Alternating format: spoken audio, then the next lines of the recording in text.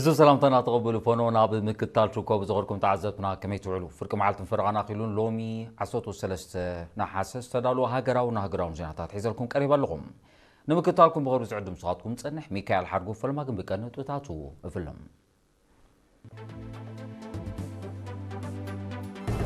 وتصيتن بقعاتن تمرتين من رقاص ام محدرة ابيت التمرتي باتو كروك سراح متحساسة قريبو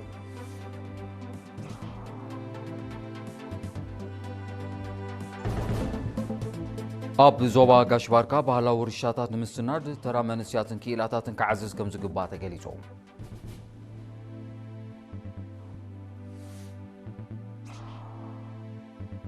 زغري مبل 50 عامت من مسرات بيت تمرتي شورا بهولندا بلعل معرك تصنبيلو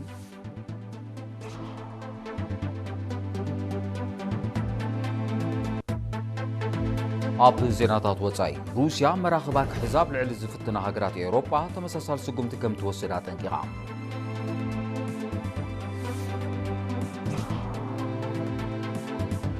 چاينا اندونيسيان زمدنا اهرو حيل بحرن ممعبال كسرحات رداديه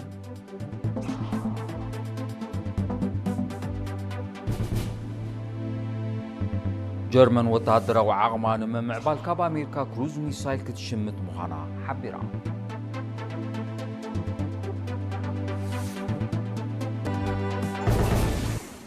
زرزر زينا وصيتن بقعاتن تمرتي نمرقاص ام محدرا بيت تمرتي بعتو كسراح كم زغبا تمالن قدم تمالن اب كتما مندفراب استخايده غمغماو اخيبا تغليصوم وكيل رينا شويت غبر برهان زدالو تصصابالو ياسين صالح كقربوي وصيتن بقعاتن تمرتي نمرقاص ام محدرا ابيات تمرتي باتو كرو كسراح ጨንፈር ትምህርቲ ዞባ ደቡብ በ11 12 نحاسه ام مندفرا ابزكايدو غمغم متحساسبي قريبو حلافيتي ጨንፈር መምህር ህብተዝጊ ኪዳነ አብዘውሮ በጸብጻብ አብ ዓመተ ትምህርቲ 2025-2026 ካብዝ ተመዝገቡ አስታት 47 ሚታዊ ደቂ አንስትዮ ዝርከብኦም ልዕሊ 255 ሽሕ ተምሃሮ መጠን መሕላፍ በሓፈሻ 84 ሚታዊት ከም ዝነበረ ገሊጹ ኣብ ሃገራዊ መልቀቕ ፈተና 12 ክፍሊ ካብ ዝተሳተፉ 5159 ተምሃሮ 11.9 ሚታዊት ናይ ዲግሪ 6.8 ሚታዊት ድማ ናይ ዲፕሎማ ነጥቢ ከም ዘምጽኡ ብምሕባር 51 ሚታዊት ደቂ አንስትዮ ዝርከብኦም 6393 ተምሃሮ ድማ ምስ መበል 39 ዙርያ ንሳዋ ከም ዝወረዱ ብተወሳኺ አብሪሁም حالفتي نؤز زباتات بوغنم نزت تخيدن تفتات منصر زنبره بدوهتات زنصبارق مغلص دحر مهاب حصرت ممهران ቋቋደ ፍታሕክና ደሉ ኣብ አብያተ ፈተነ ዘሎ ኬሚካላት ኩገን መቀየር መምህራን ኣብ ወቅቲ ክራማት ክጻፈፍ ከምኡን ሕጽረት መሳለጥያታት ክፍታሕ ዝብል ለዋታት አቅሪቦም ሚኒስተር ትምህርቲ ዶክተር ሐሊማ መሐመድ አብዛሃበቶ ሓፈሻዊ መማዘን ሐሳብ ኣብዝሒ ትካላት ቅድመ ትምህርቲ ተራይ ዘሎ ብልጫ ኣብ ብቕዓት ንኽንጸባረቕ ብዝለዓለ ክስራሕ ብምልባው እርጋንን ሕጽረትን መጻሕፍትን መፍታሕ 48 ሚልዮን መጻሕፍትን መሕታም መደብ ከም ዘሎ ብቕዓት ትምህርቲ ንምጉልባትካ ኣብ ዝክራማት ጥራይ ን5000 መምህራን ስልጠና ከም እተዋሃበ ሓቢራ أما حداري زوبا دوبوب أتو هابتا بتسفاتين بوغونو مسرح ممهارن مستمهارن نمحيال من محدار زوبا قدام النتيبو 5 سرح الرقاقيتم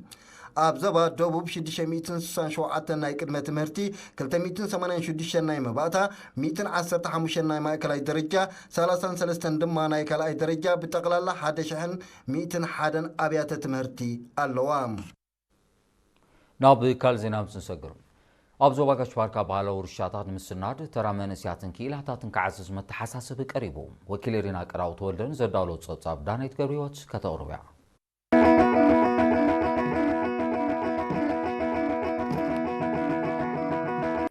أبزوبا غاشباركا عقور بهلا ورشاتات بمدهساسن بمسنادنا ولودوتات نمتحللا فاب السلاسل العمام ترى حبرة السبحة حفشا نايمن اسياتن كإلاتاتن دما بفلاي كعزز بعصرت حدنا حسا أبارونتو أبستخايد ركب متحساس بقريبوم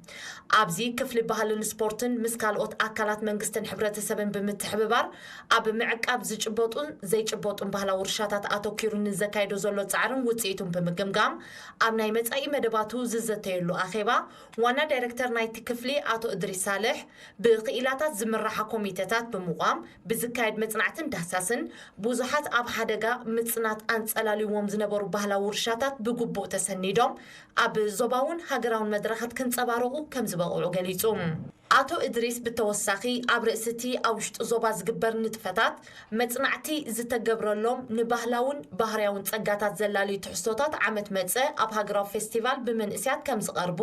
ብፍላይቶም ዝጭበጡን ዘይጭበጡን መበቆላውነቶም ከየጥፍኡ ጥበብ ዝመልኦ ኣገባብ ከም ዝንጸባረቑ ኣብ ዝግበር ዘሎ ጻዕሪ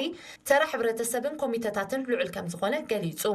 ተሳተፍቲ ብወገኖም ብደረጃ መምሕዳራት ከባቢ ዝካየድ ባህላዊ ውድድራት ክቕጽልን ክሰፍሕን ተጀሚሩ ዘሎ ባህላዊ ቅነ ብሄራት ክድፍኣሉ ከምኡውን ዳሳሳውን መጽናዕታውን ንጥፈታት ብቐጻሊ ክካየድ ዝብል ርእቶታት ብምቕራብ ዕቃበ ባህላዊ ውርሻታት ንዝተወሰኑ ኣካላት ጥራሕ ዝግደፍ ዕማም ስለ ዘይኮነ ተራ ናይ ኩሉ ዜጋ ከዓቢ ፀዊዖም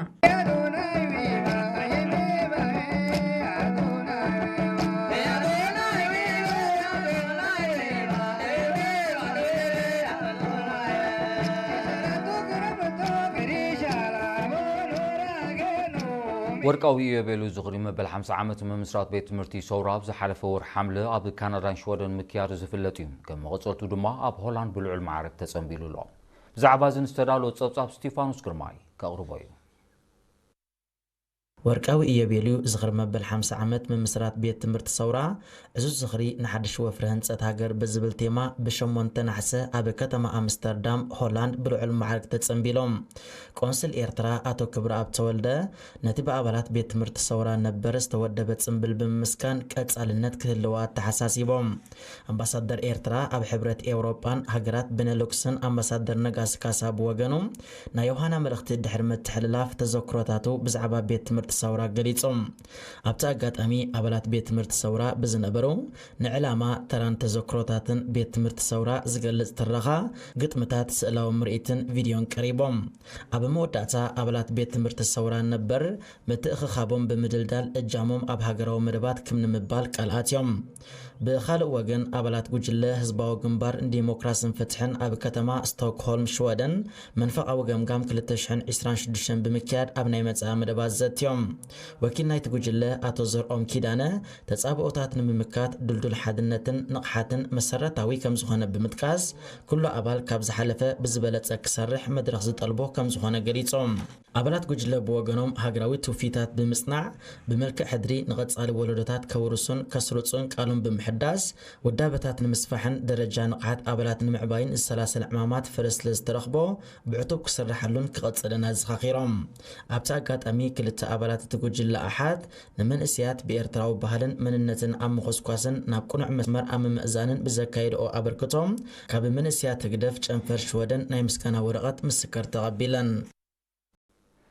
ኣብ ንዞባ ኣውርደት ብጨንፈር ዕዮን ማሕበራዊ ድሕነትን ዞባ ጋሽ ባርካ ዝተወደበ ኣብ ምድልዳል ዝምድናታት ዕዮ ብሓፈሻ መንጎ ሰራሕተኛታትን ኣስራሕትን ክህሉ ዝግባእ ናይ ስራሕ ዝምድና ድማ ብፍላይ ዘተኮረ ዝተምህሮ ተዋሂቦም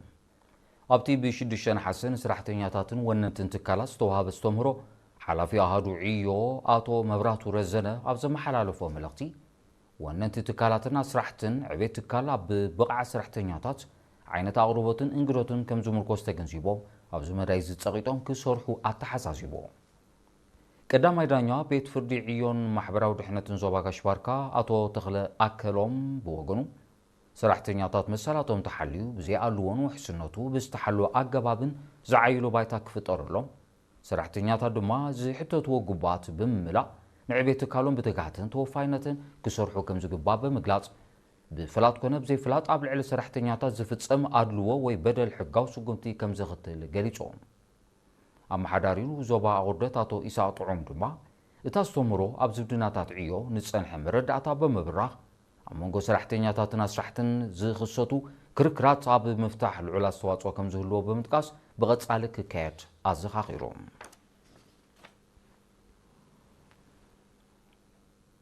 ኣብ ንኡ ዞባ ናቕፋ ትርከብ መደበር ፈልሲ ዓመታዊ ልዕሊ 100,000 ፈልስታት ብምድላው መደባት ምግራብ ንምዕዋት ልዑል ኣስተዋፅኦ ትገብር ከም ዘላ ተገሊጾም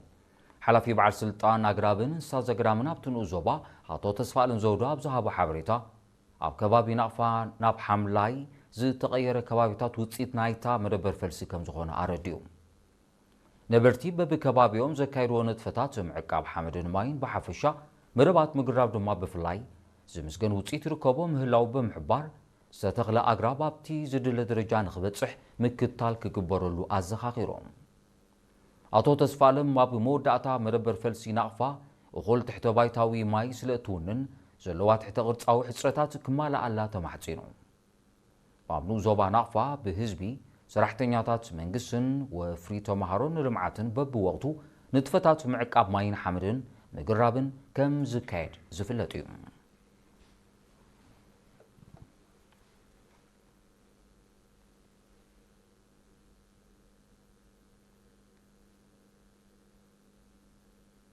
ዝغبركم تعزب تسعبوا زغرب زيناتات هاجرات وصاي كون مكتالكم كقصل دغمه بغبر عدم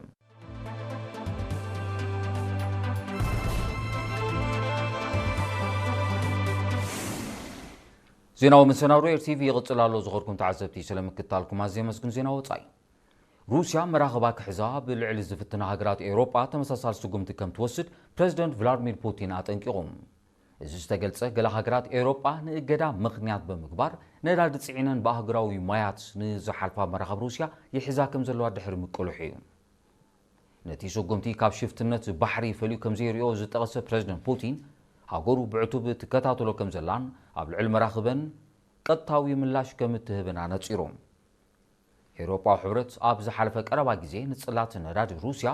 ዕላማ ዝገበረ መበል 21 ዙርያ እገዳ ከም ዘጽደቐ ዝዝከር ኮይኑ እቲ ስጉምቲ ኣብ መንጎ ክልቲኦም ወገናት ንጸንሕ ምትፍናን ክዕርጎ ከም ዝኽእል ክሕበር ቀኒሉ እዚ ከም ኢሉ እንከሎ ኪዳን ሰሜን ኣትላንቲክ ኔቶ ኣብ ዞባ ኤስያ ፓሲፊክን ኣርክቲክን ህላውኡ ንምስፋሕ ዘካይዱ ዘሎ ወታደራዊ ምንቅስቓሳት ከቋርጾ ዝጸውዕ ፕሬዝደንት ፑቲን እቲ ምንቅስቓሳት ንጸጥታ ናይቲ ከባቢ ኣብ ሓደጋ ዝወቱ ምዃኑን ሃገሩ ኢዳ ኣጣሚራ ከም ዘይትዕዘቦን ኣረዲዮም ህዝባዊ ሪፐብሊክ ቻይና ንኢንዶኔዥያን ዝምድና ኣሃዱ ሓይሊ ባሕርን ንምዕባል ክሰርሓ ተረዳድየን ከም ኣካልቲ ምርድዳእ ትማል 12 ነሓሰ ምስ ደሴት ታይዋን ኣብ ዘዳውብ ከባቢታት ማያዊ ዳህሳስ ንምዕባል ዝዓለመ ሓበራዊ ልምምድ ከም ዘካየዳ ገሊፀን ክልቲአን ሃገራት ነቲ ልምምድ ብስሩዕ ንምክያድ ኣብ ስምምዕ ከም ዝበፅሓ እውን ኣፍሊጠን ኣለዋ እዚ ቻይናን ኢንዶኔዥያን ዘካየድኦ ሓበራዊ ልምምድ ደሴት ታይዋን ገዚፍ ወታደራዊ ልምምድ ተካይድ ኣብ ዘላትሉ እዋን ተሰላሲሎም ወታደራዊ ልምምድ ደሴት ታይዋን ንህዝባዊ ሪፐብሊክ ቻይና መልእኽቲ ዘመሓላልፍ ክኸውን ስለ ዝኽእል ዝእምቱ ናይ ቀረባ ተዓዘብቲ መልሰ ግብሪ ክትህበሉ ተኽእሎ ከም ዘሎ ክሕብሩ ጸኒሖም እዮም ኣካል ልኡላዊ ግዝኣታ ንዝኾነ ደሴት ታይዋን ብሓይሊ ክትጽምበራ ከም እትኽእል ተጠንቀቕ ቻይና ኣብ ከባቢታት ደሴት ተደጋጋሚ ወታደራዊ ልምምድ ከተካይድ ከም ጸንሐ ዝፍለጥ እዩ ቻይና ኣብታ ደሴት ንዝግበር ግዳማዊ ምትእትታው ብትሪ ከም ትቃወሞ ጸብጻባት የረድኡ ኣሜሪካ ምስ ደሴት ታይዋን ወተሃደራውን ቁጠባውን ዝምድና ንምምዕባል እተካይዶ ንጥፈታት ምስ ቻይና ከተፋነና ጸኒሕሎ ጀርመን ወተሃደራዊ ዓቕማ ንምምዕባል ካብ ኣሜሪካ ክሩዝ ሚሳይል ክትሽምት ምዃና ሓቢራ መንግስታት ክልቲአን ሃገራት ንመሸጣቲ ኣጽዋር ብዝምልከት ኣብ ስምዕ በፂሕን ከም ዘለዋ ዝገለጸ መራሒ መንግስቲ ጀርመን ፍሬደሪክ ሜርዝ ኣብ ቀረባ መጻኢ ከም ዝትግበር ኣረዲዩ ጀርመን ነታ ኣጽዋር ብግዝያውነት ኣብ መሬታ ከተዋርዶ ቅድሚ 2 ዓመታት ተሰማሚዓ እኳ ተነበረት ከይተተግበረ ከም ጸንሐ ግን ይግለጽ እዚ ክሳብ 2600 ኪሎ ሜትር ንዝረሓቐ ዕላማ ክወቅዕ ዝኽእል ክሩዝ ሚሳይል ኣቐዲመን ብሪጣንያ ኣውስትራልያ ጃፓንን ሆላንድን ከም ዝሸመቶ ጸብጻባት የረድኡ ሰራዊት ማሊ ኣብ ዝሓለፈ ሳልስቲ ኣብ ማእከላይ ሸነኽ ሃገሩ ብዘካየዶ ሰፊሕ ስርሒት ልዕሊ 50 ዕጡቓት ሽብራውያን ከም ዝቐተለ ሓቢሩ እቲ ስርሒት መልሰ ግብሪ ናይቲ ኣብ ወታደራዊ መደበር ዝተኻየደ መጥቃዕቲ ምዃኑ ኣዘዝቲ ሰራዊት ሃገር ገሊጾም በቲ ስርሒት ብርክት ዝበለ ኣጽዋርን መካይንን ከም ዝማረኸ ሰራዊት ማሊ ኣፍሊጡ ኣሎ ኣብቲ ኣጋጣሚ ዛጊድ ቁጽሮም ዘይተጠቕሰ ብርክት ዝበሉ ወታደራት ማሊ ከም እትቐትሉ እውን ተቓሊሑ ንሰራዊት ማሊ ዕላማ ዝገበረ ሽበራዊ መጥቃዕቲ ዛይዱ ከም ዘሎ ዝጠቐሱ ጸብጻባት ብ18 ሓምለ ዝተፈጸመ መጥቃዕቲ ብውሕዱ 30 ወታደራት ከም ተቐትሉን ልዕሊ 60 ከም ዝቆሰሉን የረዱ ዕጡቓት ወገናት ኣብ ዝሓለፈ ወርሒ ሚያዝያ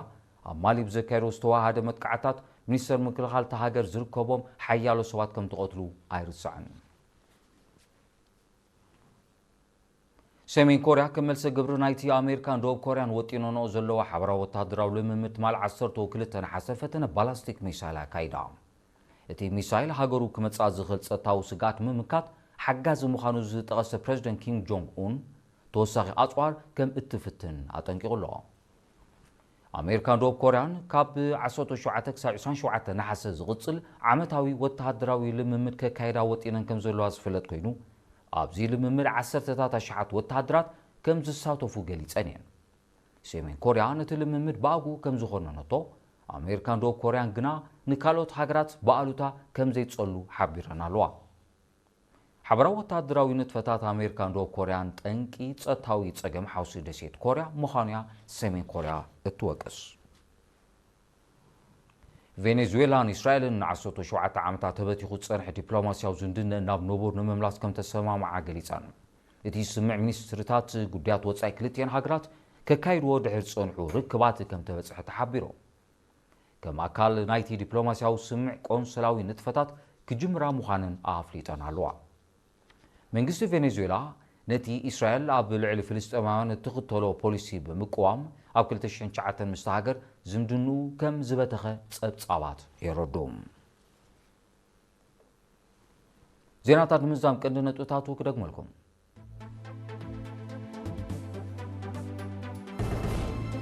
وصيتن بقعتن تمرتي نمرغاص محدرا بيت تمرتي باتو كروكس رحمت تحساسب قريبو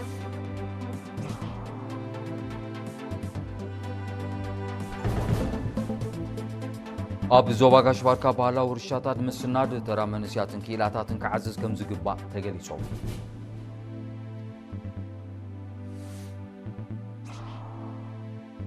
زخري مبل 50 عمت ممسرات بيت تمرتي سورا اب هولاند بلعل معرك تصبيلو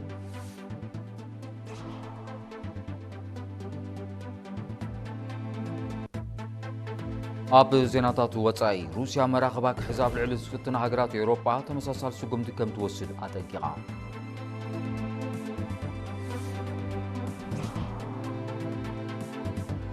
چاينا اندونيسيان زمدنا هارو حيلو بحرن ممعبالك سرحا تردادين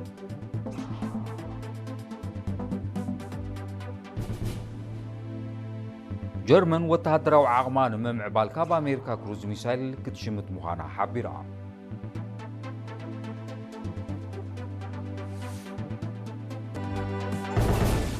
صغوركم تعزبتي نزغت الاستدالو زيناو مسنادو ابزي فصم سلمكتالكم ازي مسكن ودد تاريخاو فلتت بيا صعيبات قربيا بوغنكم سلام